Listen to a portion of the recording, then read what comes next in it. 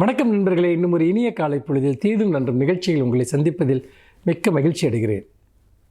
இன்றைய தினம் ஆகஸ்ட் 13 ஒரு சுவாரஸ்யமான நாள்.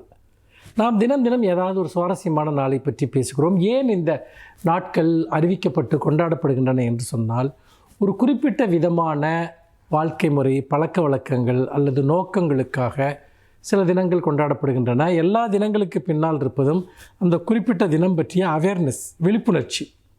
அதாவது ஒரு குறிப்பிட்ட பிரச்சனை அல்லது குறிப்பிட்ட மக்கள் தொகுதியினர் அவர்கள்பால் நாம் ஒரு அக்கறை வெளிப்படுத்துவதற்காக இந்த தினம் கொண்டாடப்படுகிறது. அப்படி பார்க்கிற போது இந்த ஆகஸ்ட் 13 எதற்காக கொண்டாடப்படுகிறது என்றால், வேர்ல்டு லெஃப்ட் ஹேண்டர்ஸ் டே, அதாவது உலக இடதுகை பழக்கம் உள்ளவர்கள். உலகத்தில் மிகவும் புகழ்பெற்ற மனிதர்கள் எல்லாம் அப்படி இடதுகை பழக்கம் உள்ளவர்களாக இருந்திருக்கிறார். நிறைய கிரிக்கெட் வீரர்கள், இசையமைப்பாளர்கள், ஓவியர்கள், நடிகர்கள், எழுத்தாளர்கள், அரசியல் தலைவர்கள். ரொனால்ட் ரேகன் கூட ஒரு இடதுகை பழக்கம் உள்ளவர் தான். இந்திய பிரதமரும் இடதுகை பழக்கம் உள்ளவர் என்று தான் சொல்கிறார்கள். இந்திய பிரதமர் மோடியும் கூட. அமிதாப் பச்சன் அவர் இடதுகை பழக்கம் உள்ளவர். இப்படி நிறைய பேரை சொல்லலாம். சச்சின் டெண்டுல்கர் அவர் ஒரு இடதுகை பழக்கம் உள்ளவர். கியூபாவினுடைய அதிபராக இருந்த ஃபிடல் காஸ்ட்ரோ அவர் இடதுகை பழக்கம் உள்ளவராக அவர் இருந்திருக்கிறார்.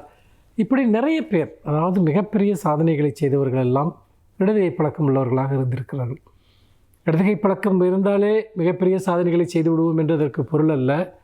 சாதனை செய்தவர்களில் நிறைய பேர் இடதுகை பழக்கம் உள்ளவர்களாக இருந்திருக்கிறார்கள் என்று நமக்கு வரக்கூடிய அந்த வரலாற்று குறிப்புகள் தெரிவிக்கின்றன.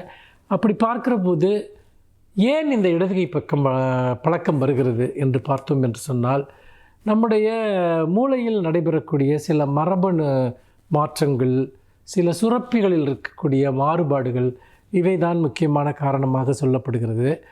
அதில் முக்கியமாக பார்த்தீர்கள் நம்முடைய மூளை எப்படி செயல்படுகிறது என்று பார்த்தீர்கள் என்றால், நம்முடைய வலது பகுதி மூளை எப்படி செயல்படுகிறது, இடது பகுதி மூளை எப்படி செயல்படுகிறது என்று பார்க்கிற போது, நம்முடைய இடது பகுதி மூளை தான் மிகவும் ஒரு ஆக்டிவாக இருக்கக்கூடிய ஒன்று என்று சொல்கிறார்கள்.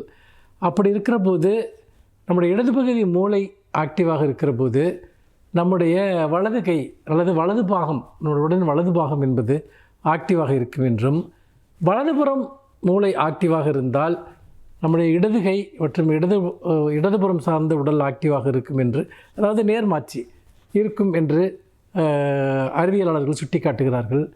அப்படி இருக்கிற போது பொதுவாக உலகில் 82% பேருக்கு அவர்களுடைய இடது பகுதி மூளை ஆக்டிவாக இருக்கும். அப்படி இருக்கிற போது வலதுகை என்பது மிகுந்த ஒரு தீவிரமான செயல்பாட்டில் இருக்கும்.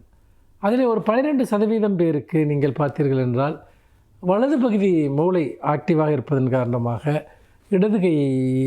இடதுகை என்பது மிகவும், அதாவது அவருடைய கிரியேட்டிவான பல விஷயங்களுக்கு பயன்படும் என்கிறார்கள். அதில் பல விஷயங்களை சொல்கிறார்கள். உதாரணமாக, இடதுகை பழக்கம் உள்ளவர்களுக்கு அவர்கள் மிகவும் கிரியேட்டிவாக நிறைய பேர் இருப்பதற்கான வாய்ப்பு இருக்கிறது என்கிறார்கள்.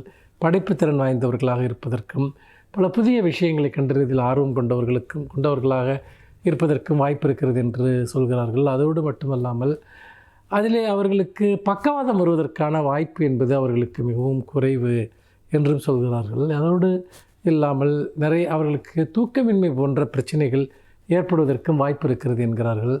நாம் பொதுவாக இவ்வளவு பேர் இந்த உலகத்தில் இடதுகை பழக்கம் உள்ளவர்கள் இருக்கிறார்கள் என்பதையும், அவர்களை எல்லாம் மொத்தமாக காணுகிற போது தான் அவர்களை நாம் தனித்து பார்க்க வேண்டியதில்லை என்பதையும், அவர்களை தனித்து பார்க்காமல் அவர்களுடைய தனித்துவங்களை பார்க்க வேண்டும் என்பதுதான் இந்த தினம் கொண்டாடப்படுவதனுடைய நோக்கம்.